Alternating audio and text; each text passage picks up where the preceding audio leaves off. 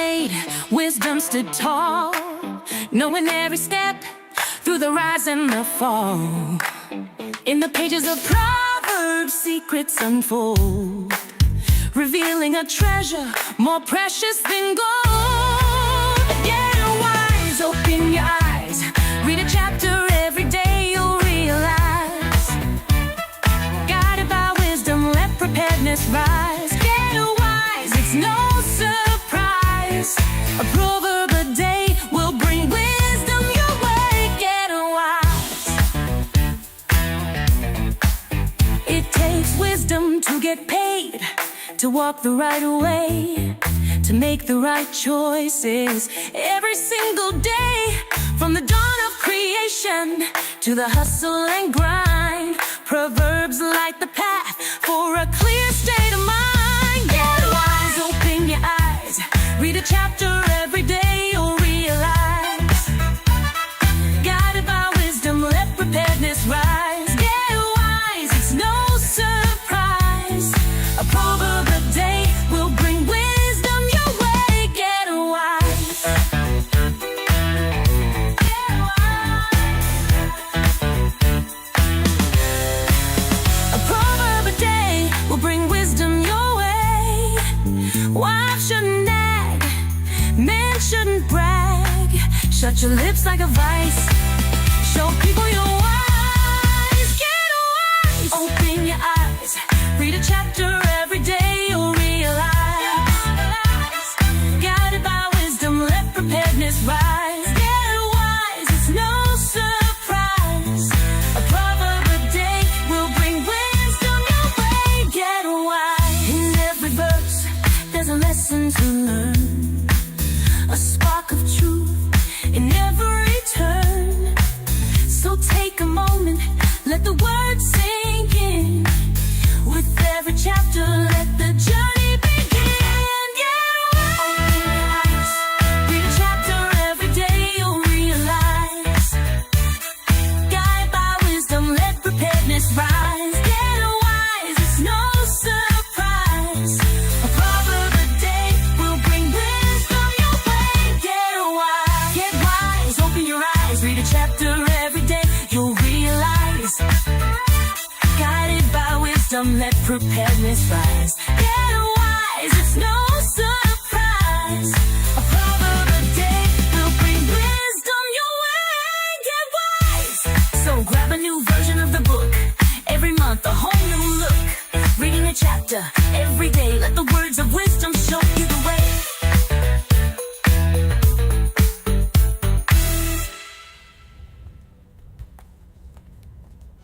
It's time for Proverbs every day.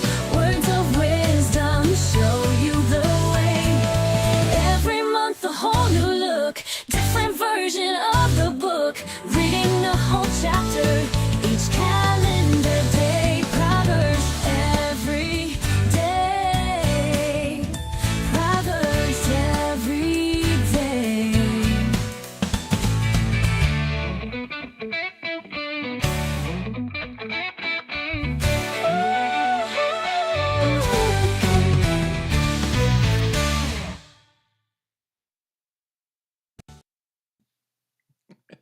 Well, good morning, everyone. Welcome back to Proverbs Every Day. My name's DJ. This is Thor. And we're here to welcome you once again. Reading from the Holman Christian Standard Bible today. Oof, goodbye, Thor. But first, let me start with a word of prayer, and then we'll get right on going here. Father God, thank you so much for yet another day that you have created for us and that we have not had to do anything for. We didn't, cause the sun to rise. We didn't do any of this kind of stuff. We just have it. Help us to not take that for granted, Father. Father, you created the entire world, the universe, around wisdom. And so, Father, today, let us not take that for granted. Let us be humble in approaching this and learn from the wisdom that you have for us, that we might partake in that creation today. Father, we ask this in Jesus' name. Amen.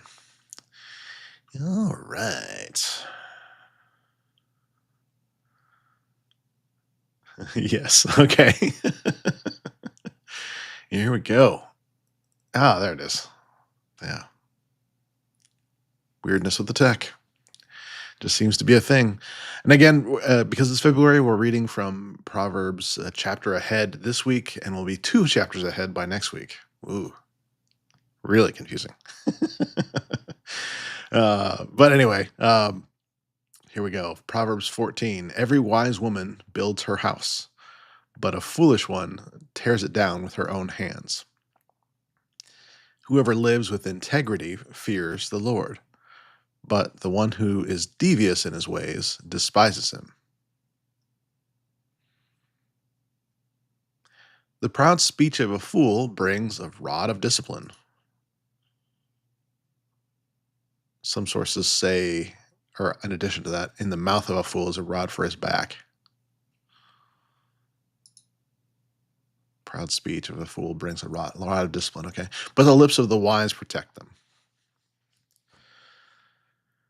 Where there are no oxen, the feeding trough is empty or clean, but an abundant harvest comes through a strength of an ox. We've obviously, we've talked about this one before, but it's kind of one of those where, uh, especially the clean way to interpret this is saying that, having a feeding trough or a barn that is clean doesn't mean that you're a clean person. It means you're not getting them to work. That's just not a priority. The priority is to work, and that needs to be true in our lives. That's how an abundant harvest comes about. Verse 5. An honest witness does not deceive, but a dishonest witness utters lies. A mocker seeks wisdom and doesn't find it, but knowledge comes easily to the perceptive. Stay away from a foolish man. You'll gain no knowledge from his speech. A sensible man's wisdom is to consider his way, but the stupidity of fools deceives them.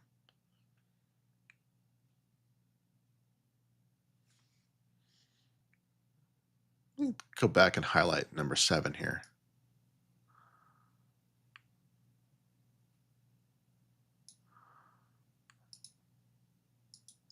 I think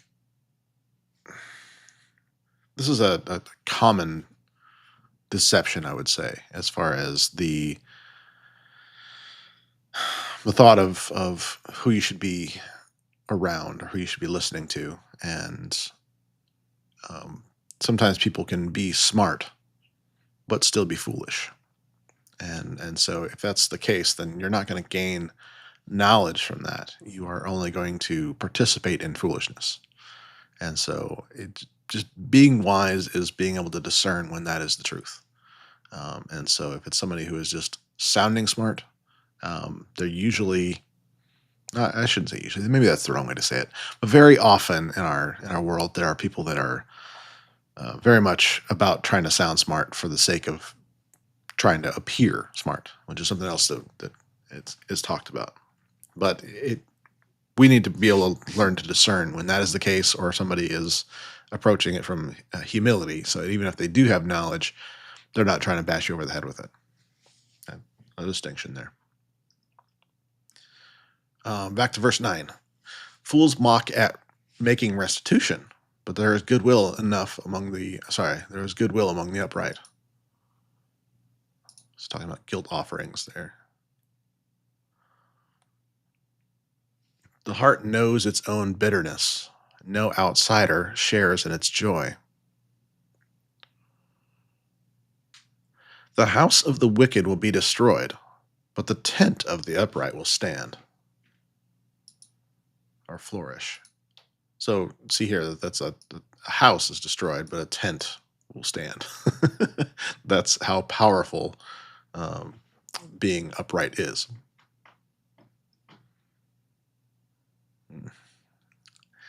So I've got a misbehaving kitty, and I'm trying to decide if I want to yell at him or not. We'll see what happens here. Verse 12 is a very common one. There is a way that seems right to a man, but its end is the way to death. And so the common question becomes, well, what man? To what man? But every translation I've seen pretty much treats it the same way, so we're not really sure exactly 100% what that means. But there's some. I think the Amplified has some additional things about that, about being uninformed, that sort of thing. But um, yeah, fun stuff. Verse 13. Even in laughter, a heart might be glad, but joy may end in grief. And joy may end in grief. Hmm. It's often a confusing one there. It's hard to understand sometimes what that joy doesn't necessarily mean happiness. Um, that you can have joy and grief. That is possible. Joy is a sense of overall contentment and comfort with the situation, where there is. You hear in the New Testament, talking about there's joy in suffering, that sort of thing. Same kind of concept here, where it's like even laughter and a heart may be sad. In other words, that outward appearance of humor might be masking sadness, and I'm one of those people that very much I do that all the time. I do that very frequently. Actually, it's one of my most common defense mechanisms is laughter.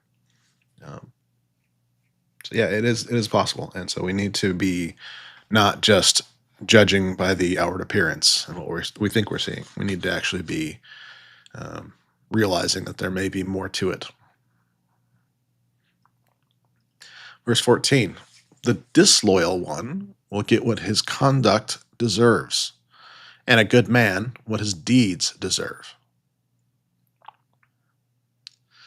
The inexperienced one believes anything, but the sensible ones watches his steps, or the prudent understand his steps.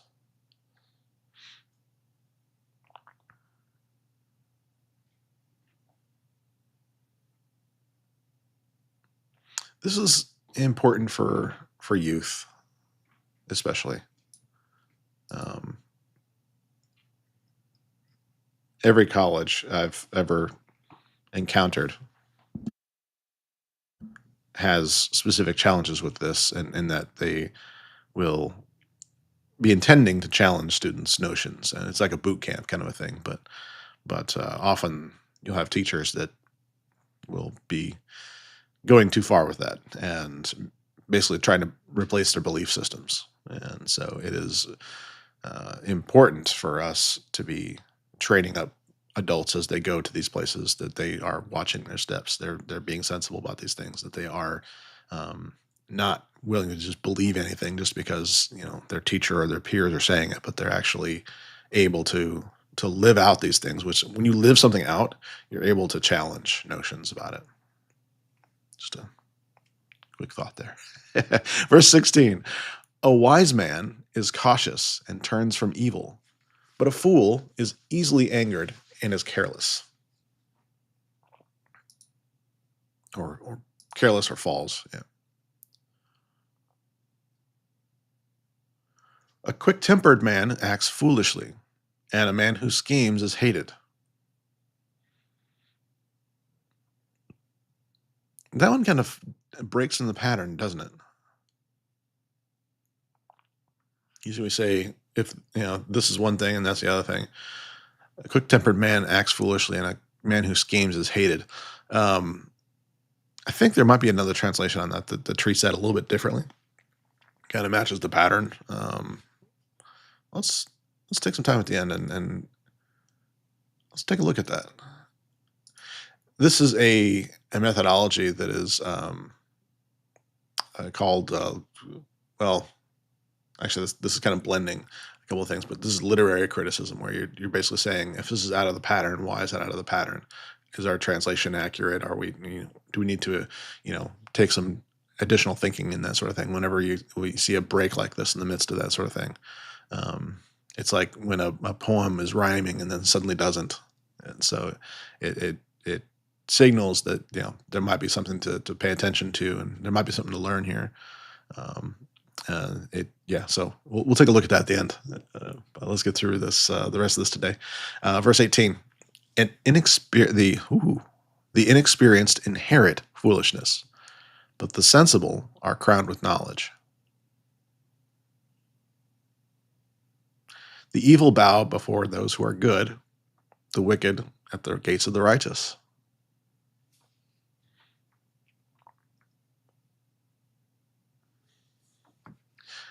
A poor man is hated even by his neighbor, but there are many who love the rich.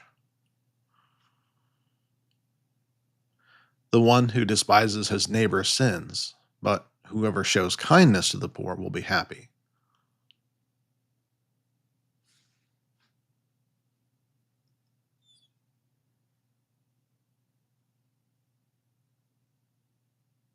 It is interesting to think of despising your neighbor as a sin, isn't it?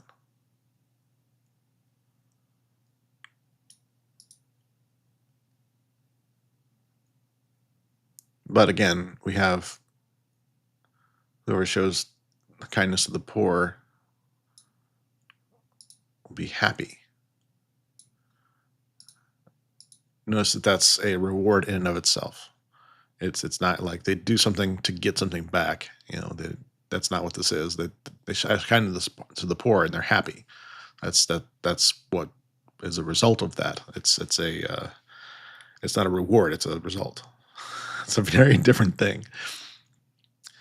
Verse 22: don't those who plan evil go astray? But those who plan good find loyalty and faithfulness. There is profit in all hard work, but endless talk leads only to the poverty. And the words of the lips lead only to poverty. All right, let's take a beat on this one. It's it's hard for me to think about profit in hard work, because when I've seen the most peace and I guess you could say results, it has not been in working harder. It has been in learning new things and working through and increasing my talents and kind of making them amplified. And that's why I believe God has given us gifts, yes, but talents are things that should be amplified. Gifts are utilized, talents are amplified. We do more with them. We learn how to do more of those. And so in that I think I could interpret that as hard work. But the admonition here is that endless talk, if you just only ever talk about doing the work, that leads to poverty. And this is a really bad habit that I've get into in my life, is having ideas and saying them publicly. And all of a sudden that it just becomes all I do with it. It just becomes an idea. And it is very, very tough for me. Not sure if it's just like a ADHD thing or something that I was never actually diagnosed. Who knows? But it's one of those things where I very much have those squirrel moments where I get distracted and look at a new thing and talk about it like I'm going to do it. But then I don't. So it leads only to poverty because I've now taken away that time that I could have been developing other talents, and challenging myself in those ways. But anyway, there is profit in hard, and it says all hard work, and that's where I kind of get troubled in that. I was saying that for me, not all hard work has been truly profitable, but focused challenge has been, and so this is one thing I have to work through and make sure that I am okay with, because I'm obviously challenged by this. So not everything's perfect with this, I suppose, with me. But that's why I have that in green, because it's something for me to remind myself and struggle with. Verse 24: the crown of the wise is their wealth, but the foolishness of fools produces foolishness. This is always funny to me. Foolishness of fools produces foolishness.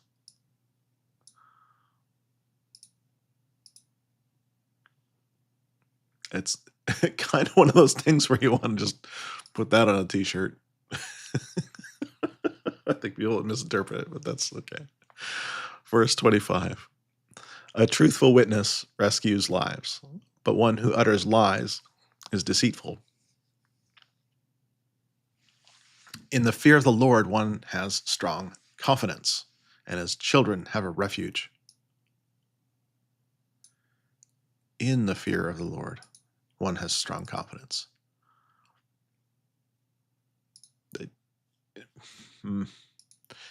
Take a moment with that. I've been talking about this a lot, and it came up at church recently as well, in our church service, just talking about fear and how the culture is very much twisting what fear actually is. And the way I've said it is that we are participating in a training program, and we're being trained to fear everything. We're being trained to react to everything. Well, not everything needs to be reacted to, and I guarantee you pretty much nothing in our modern world needs to be truly feared. There's some things we need to avoid. There's some things we need to be cautious around, but certainly not fear. Now, we take all that fear and we put it squarely where it deserves, on the Lord, the one that could actually destroy us if he wanted to, the one who could actually harm us if he wanted to, the one that could ruin us if he wanted to. Literally the only one that could. So that fear is well placed there. But we know it's also God. It's not, he doesn't change his countenance. He doesn't change who he is to match the circumstance. He's the same yesterday, today, and forever. And in that, we can have a strong confidence. So the fear of the Lord, one has strong confidence. That's what that means, is that we can live in that and know that, if we place our fears in the right place and genuinely do it, don't just talk the words, work through that of saying, if I'm feeling fearful, I've misplaced it and I need to put it back where it belongs. And say, ooh.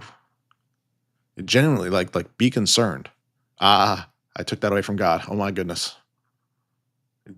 Have that literal emotion about it. In that, there is confidence. In that, there is the ability to get past these things and let them just be shrugged off.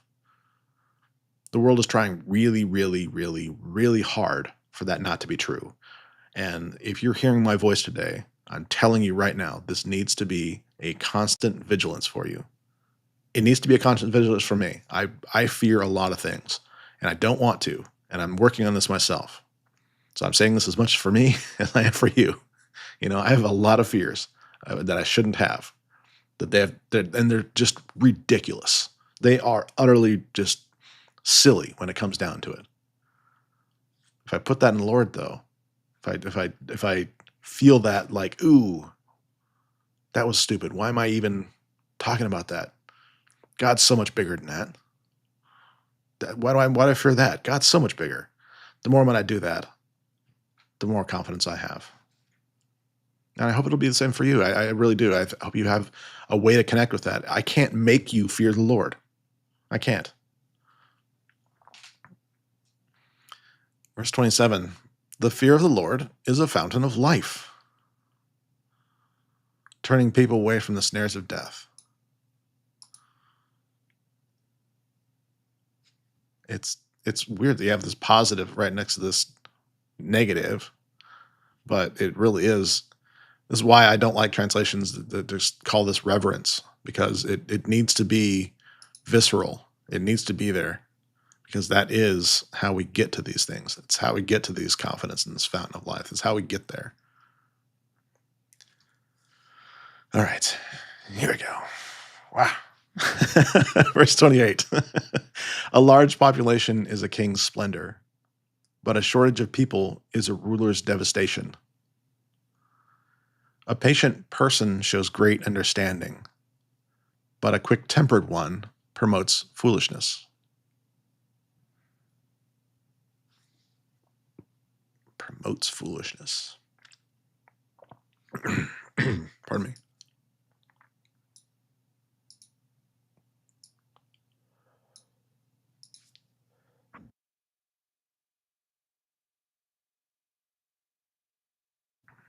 Okay. Too much preaching. Got to coughing. Next time you're in traffic, next time somebody cuts you off or does something stupid, watch your reaction. Next time somebody's following you too close, watch your reaction. Are you quick to anger? Are you promoting foolishness? Verse 30, a tranquil heart is life to the body, but jealousy is rottenness to the bones. The one who oppresses the poor insults his maker. Bad idea. One who is kind to the needy honors him. Good idea. The wicked one is thrown down by his own sin, but the righteous one has refuge in his death.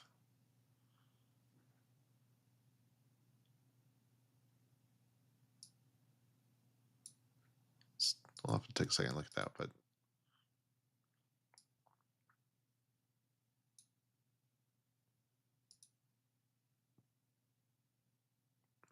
but notice this part. Sorry, I was like, what did I want to highlight about that again? Is thrown down by his own sin. It's not the wicked one is thrown down by the righteous, but I believe what this is saying is that the righteous one has a refuge in the wicked one's death.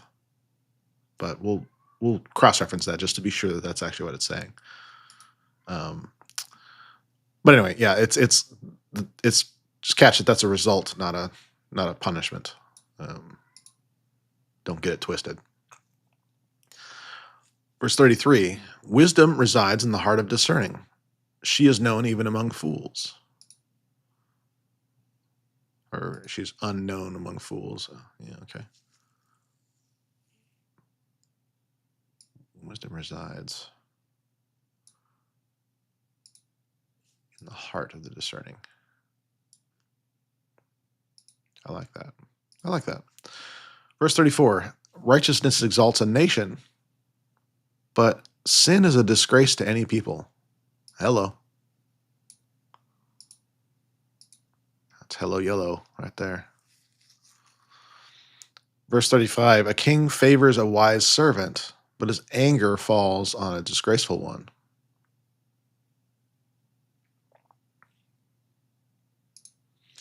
Indeed. I think I wanted that differently.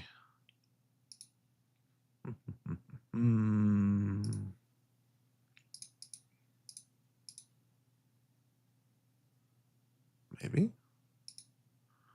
What is going on here? Ah.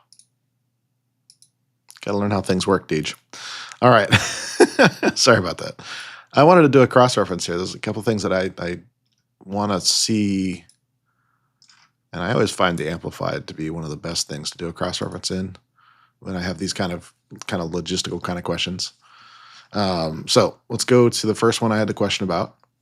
Pardon me, which is verse 17. Quick-tempered man acts foolishly, and a man who schemes is hated. Amplified says, a quick-tempered man acts foolishly and without self-control, and a man of wicked schemes is hated. Okay. The and is kind of skipped, and sometimes it needs to be there. All right, what was the other one I wanted to look at? I wanted to look at verse 32. The wicked one is thrown down by his own sin, but the righteous one has refuge in his death. In the Amplified, it says, the wicked is overthrown through his wrongdoing, but the righteous has hope and confidence and a refuge with God even in death. Okay, so that is actually what I was wondering if it meant. So it's just like even in death, death not being a consequence here, death being the result of living, the righteous has hope and confidence and refuge even in that process, even there.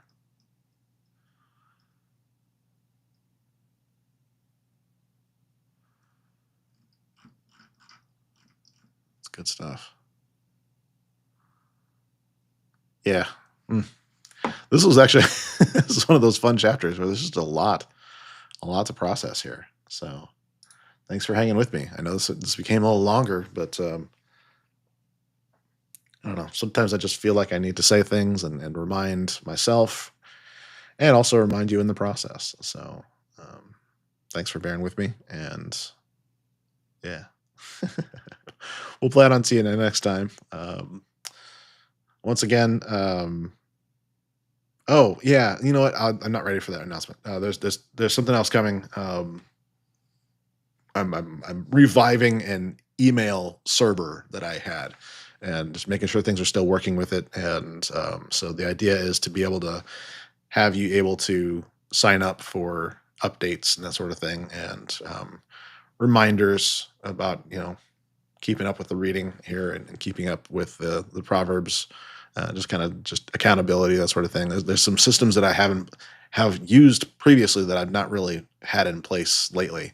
Um, One of which I'm looking at to be able to do literally like sending you text messages if you want them, that sort of thing. And so there's a cost to that service, so I'm trying to figure out how that's going to work. But just some things about that I'm trying to see uh, as we go here, what would make sense for folks. And so yeah, I think I'll probably be calling some people to test that out for me soon. So we'll see how that goes. I'm a little concerned about, like what I was saying about earlier, about having things that I'm starting but aren't really what I should be doing. And so a lot of this kind of stuff I'm holding up and saying, okay, is this where you want me, God, and that sort of thing. So certainly be praying for me, and if you have any thoughts or comments or anything like that, I more than welcome them. But I'm starting to look at how we can continue to expand this.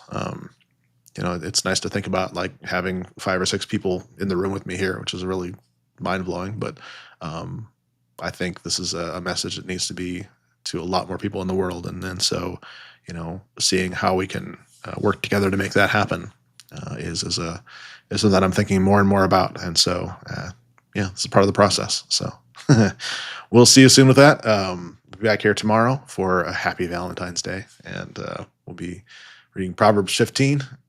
So until then, be blessed by the best, and then go be a blessing to all the rest. Love you guys, and we will see you once again tomorrow. Bye now.